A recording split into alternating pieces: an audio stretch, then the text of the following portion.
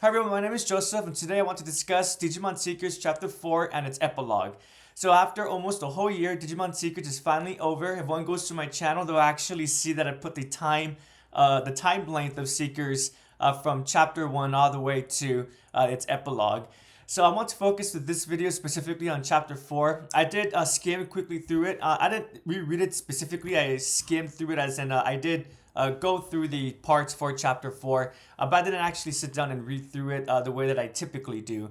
I'm saving my reread for when I do the whole reading of Digimon Seekers. But through my skimming of Digimon Seekers, I remembered that I went into Chapter 4 quite excited. I forgot that Chapter 4 began with the battle of Waslam, and it was really cool seeing how everything came connected at the end. We have AG on his own personal mission. We have Tartarus or Koski doing his own personal mission as well, and then we have Marvin the Songsmith, who's also not doing his own mission, but participating in such a way that's being coupled with Eiji's mission, but in an independent way. Or in other words, Marvin is working independently from Eiji, but they're both serving the same purpose.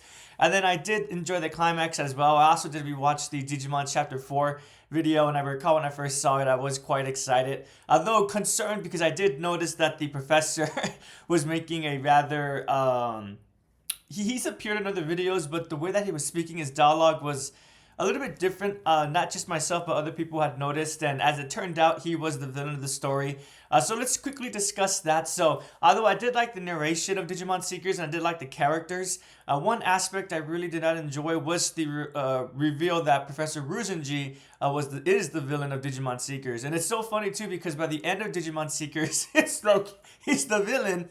He's the villain, but he still wants to be friends with Eiji, with Leon. It wouldn't surprise me. He still wants to be friends with Yolene and Koski as well, despite the fact that during the story he quite literally tells the main cast he uses people. So, but at the same time, I do believe he was sincere when he said that he uses people, but he's also sincere when he says that he's attracted to essentially people who know how to handle themselves, who they can be independent. And that's one of the reasons why he was able to work so successfully with AG, because AG always had that kind of agency and determination to get the job done at hand. Same concept with Leon, and I would argue when Yolene, Koski, and Saya, when they were young, they probably had that same kind of mindset as well. So I did find the professor interesting. With that being said, though, from all the Digimon villains, the only one that I could really, I'm not going to say I sympathized with the professor, but rather I found him, that he made me more, I don't mean this in a bad way, but he made me chuckle more than gasp, especially mostly because of the epilogue. I just find the way that the story ends with him very interesting. Interesting in that, again, I don't believe that the writers of Digimon Seekers, I believe maybe they had another villain in mind, or maybe they wanted to include, maybe they wanted the story to be actually 1 year, but behind closed doors, they were mandated to keep it just for 4 chapters. Because if one recalls, Chapter 1 was pretty long, and then Chapter 2 was fairly shorter compared to Chapter 1, and then Chapter 3 and Chapter 4 really upped the word count. So,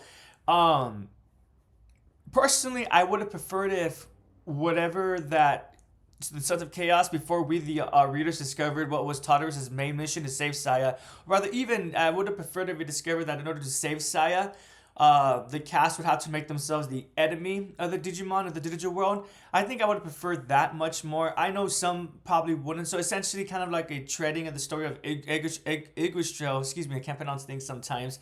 And that Yggdrasil typically is for the digital world and is very much against humans. So by the Koski and his group and Eiji, by messing with the source domain of the source Digimon, they just accidentally make an enemy of Yggdrasil. But at the end, Yggdrasil realizes that they're trying to access the source domain for positive reasons, and then in addition to that they're trying to help by helping Saya. They also create a loophole for the Digimon who are outcasts, for the ones who do want to go back home. Because I think it's really cool and telling that at the end of the story, the narration does make a point to point out that although the way to go back to the digital world was open, it seemed like most of the Digimon in Waslam, they made the choice to continue living there. So that's pretty cool. It kind of reminds me of like once one is ready to move on, and they make the choice to do so. I had an idea in mind of another popular culture or another story that did that, but unfortunately I can't recall it at the moment. The only one that I can't recall would be the ones who walk away from a malice, but that's a much more negative one. So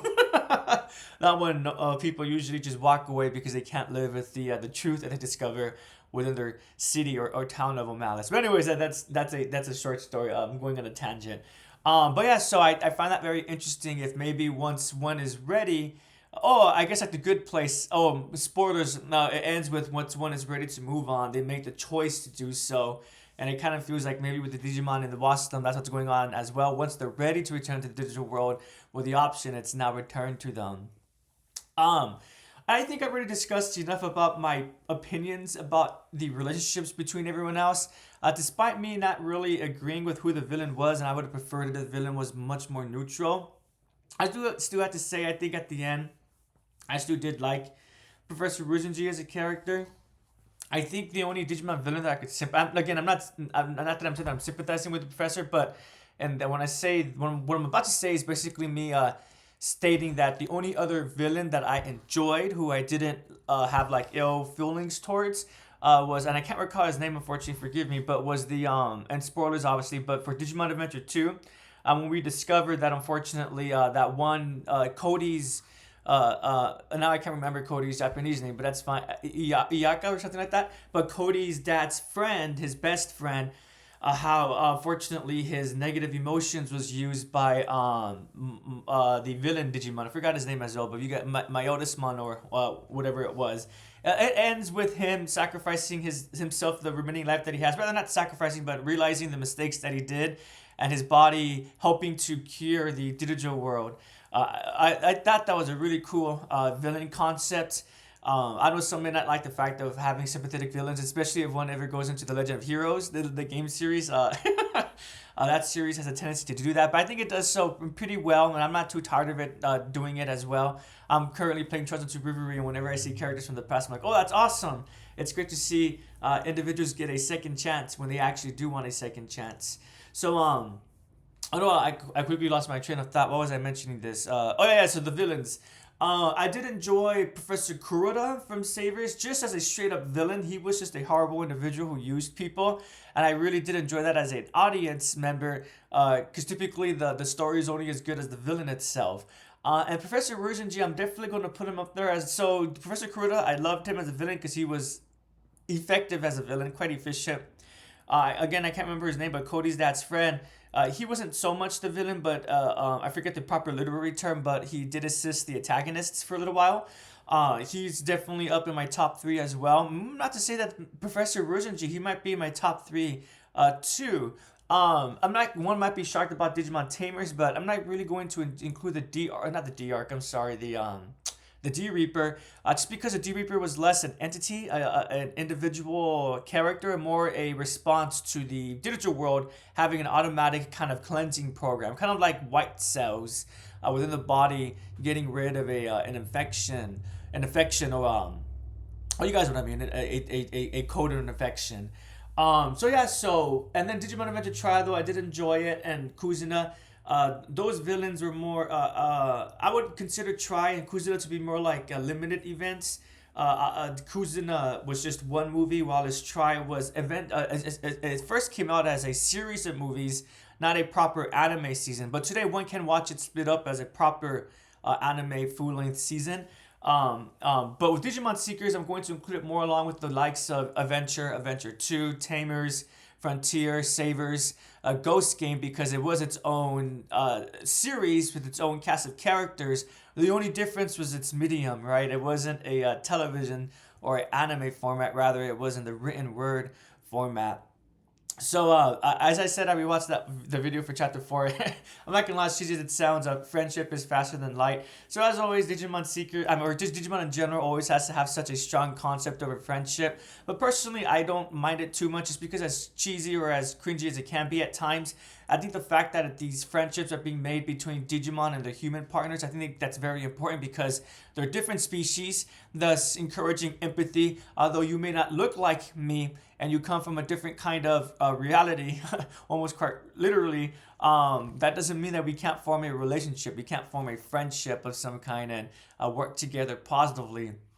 And then beyond that, if I am able to work with this different individual, well, that means that I'll also be able to work with other people who do look like me, right? Other human beings, essentially, the chosen children, and Tai Yamato working with everyone else, the Ghost Game, the cast of 3, Frontier Savers, Tamers, and so forth, right? Adventure 2. Always being able, I would argue that none of the Digidestined chosen children will be able to accomplish what they do without their digital partners and without their human partners as well.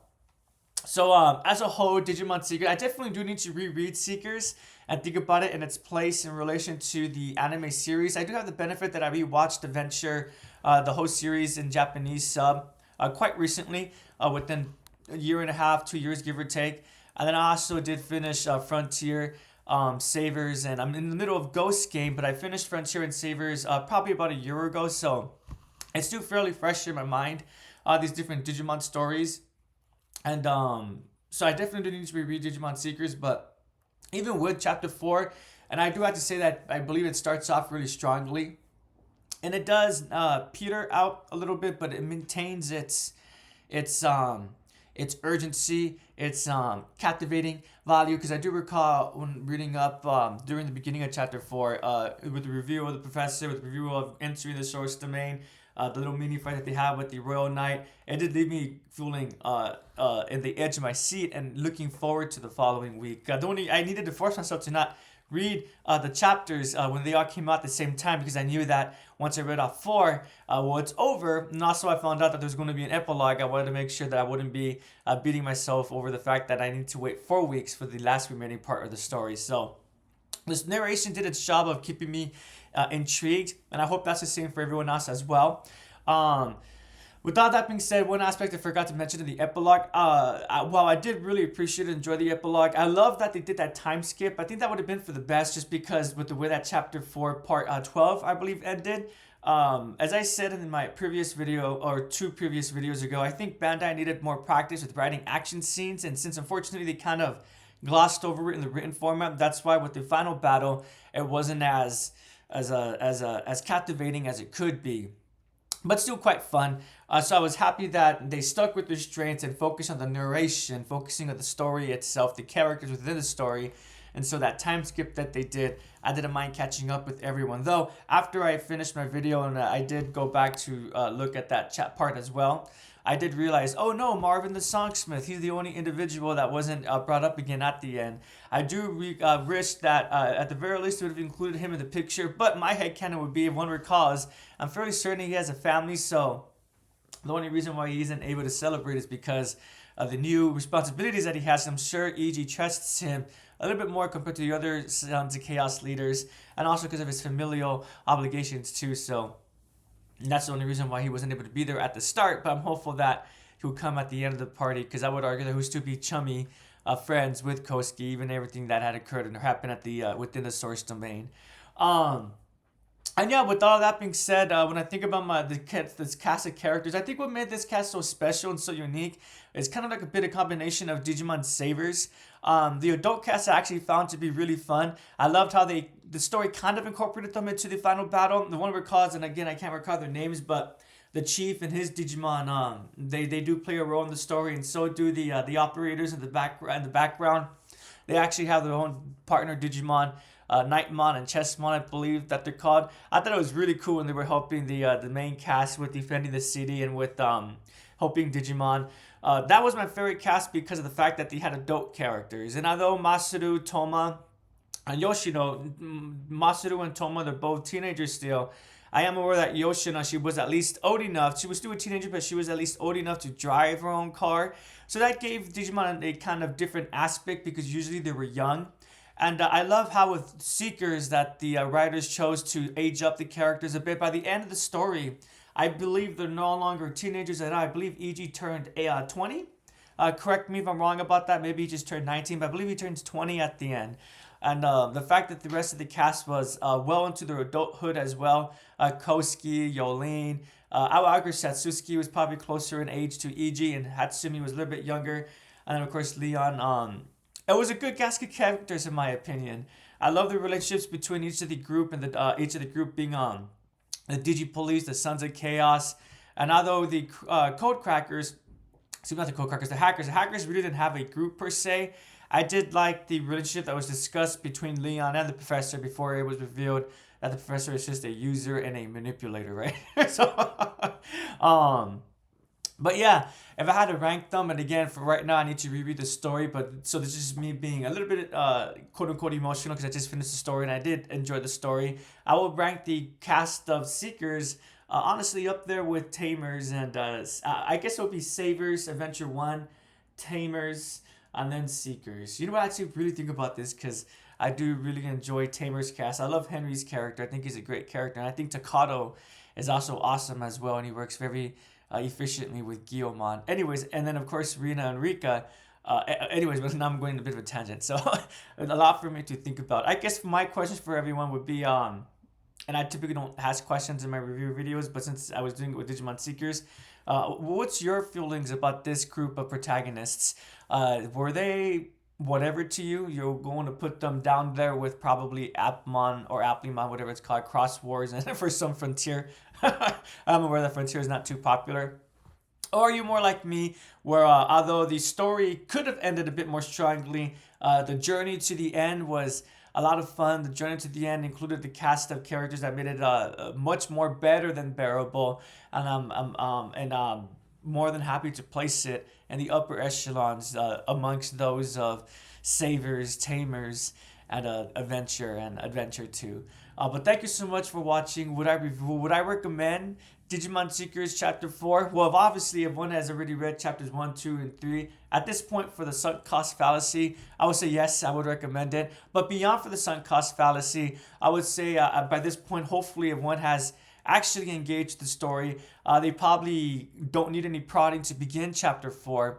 And although Chapter 4 may not be the strongest, there's definitely still a lot within the chapter that makes it hold itself well. And even by the time that it ends, if everything doesn't tie as neatly as it could be, it ties well enough that if it was a shoe, I wouldn't mind wearing that shoe. Hopefully that makes sense. Would I recommend Digimon Seekers Part 4? Yes, I would. If one has not read Digimon Seekers and they've only hearing Digimon Seekers through the videos and they are intrigued by what's being demonstrated and shown in Chapter 4 for the video, I would still recommend it. Obviously, I would say start with Chapter 1 because if you just begin with Chapter 4, the payoff is not going to be worth it. One's going to be like, well, who cares about this Waslam? Who cares that AG is trying to incite these Digimon? Oh, Marvin the Songsmith. What kind of name is Songsmith, right? I could imagine someone doing that when they don't like Marvin's character. Koski and Yolene, what a boring fight. The goal was not to win, but Koski wanted to make Yolene lose, not through force, but lose through the emotional doubt. In case one forgot, the only reason why Yolene lost is because when she finds out that Koski's goal is to save Saya, she doesn't have the heart to stop that, essentially, to prevent that. And Koski was relying on that. So obviously, again, why wouldn't one appreciate that if they only start with Chapter 4? Because no one has no history with the Digi-Police, with the Sons of Chaos, and so forth. So again, my question for everyone would be, what's your opinion for the cast of Digimon Seekers? Did you enjoy the story? Thank you so much for watching. I guess really quickly, I am still planning to do a full review of and also I guess would I also recommend Digimon Seekers the Epilogue? Of course I would, right? Pardon me for forgetting that aspect. I think because I already discussed it so much in the last video, I want to discuss the rest of Chapter 4. But obviously, if one has read the main parts of Digimon Seekers, would I recommend the Epilogue? Oh yes, definitely I would, because without that Epilogue, one does feel a little bit what's the term? As if the carpet was pulled out from under you. It doesn't end as smoothly, but with the Epilogue, I do think it makes a story work. And also concerning Digimon Liberator, in case one is curious, I am aware that the Chapter 0 has been released, but I'm probably going to save the discussion about Chapter 0 with Chapter 1 because I am aware that I believe the story begins during the first week of April, the serialization. So I don't want to begin too early. So either I'll make Chapter 0 its own video, but it'll probably be a very short video, or I'll combine it with chapter 1. But my goal is to continue maintaining the discussion about Digimon on Sundays. And then on Wednesdays, either sometimes it'll be about Digimon or something else within video games, TV shows, movies, and so forth. Or it might also be Digimon related again.